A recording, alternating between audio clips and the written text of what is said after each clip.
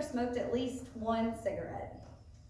Cigarette smoking causes more than 480,000 deaths each year in the United States. This is 1 in every 5 deaths, according to the U.S. Department of Health and Human Services, The Health Consequences of Smoking, 50 Years of Progress, a report of the Surgeon General. I've lost 2 very close family members to causes that could have been prevented by stopping smoking or never starting. Today, I would like to dare you to put down the cigarettes and embrace a longer life by lowering your chances of premature death from disease caused by cigarettes. First, I'd like you to know how dangerous cigarettes are to your health. There are many dangers that are related to smoking. Everyone thinks about cancer first when they think about smoking cigarettes.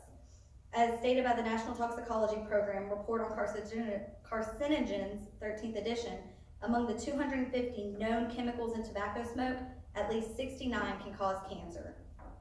According to U.S. Department of Health and Human Services, how tobacco smoke causes disease, what it means to you, if nobody smoked, 1 in every 3 cancer deaths in the U.S. would not happen.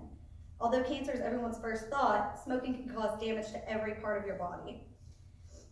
As said by the Center for Disease Control and Prevention, quick stats number of deaths from 10 leading causes, smoking causes stroke and coronary heart disease, which are among the leading causes of death in the United States. Smoking can make it harder for a woman to become pregnant. It can also affect her baby's health before and after birth.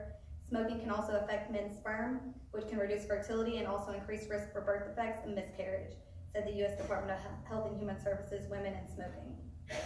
But harming yourself is not the only person you're affecting by your smoking. Secondhand smoke is detrimental to others around you. The U.S.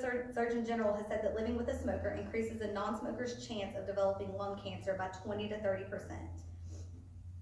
The U.S. Department of Health and Human Services, The Consequences of Smoking, 50 Years of Progress, a report of the Surgeon General, approximates that 7,300 lung cancer deaths in non-smokers are caused by being exposed to secondhand smoke.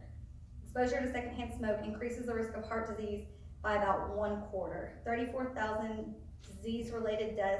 heart disease-related deaths per year can be attributed to secondhand smoke. Secondhand smoke in pregnant women leads to lower birth weight of the child they're carrying. Children exposed to secondhand smoke are at a higher risk for SIDS, asthma, ear infections, and stunted lung growth. Quitting is never easy, but there are tons of options available now. Whether you utilize one or many of the quitting options, having a plan about quitting is probably the most important. You could go cold turkey. According to WebMD Smoking Cessation, How to Quit Smoking, about 90% of people who try to quit smoking do it without outside support, no aids, therapy, or medicine. Although most people try to quit this way, it's not the most effective or successful method. Only between 4% and 7% are able to quit by doing it alone.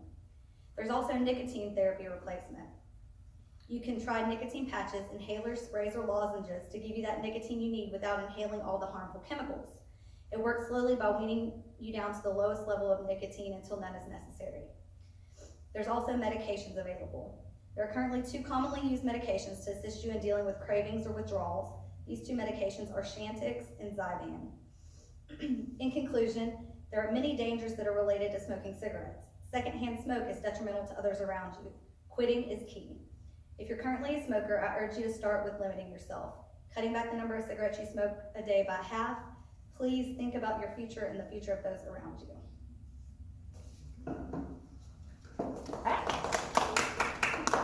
Very good information.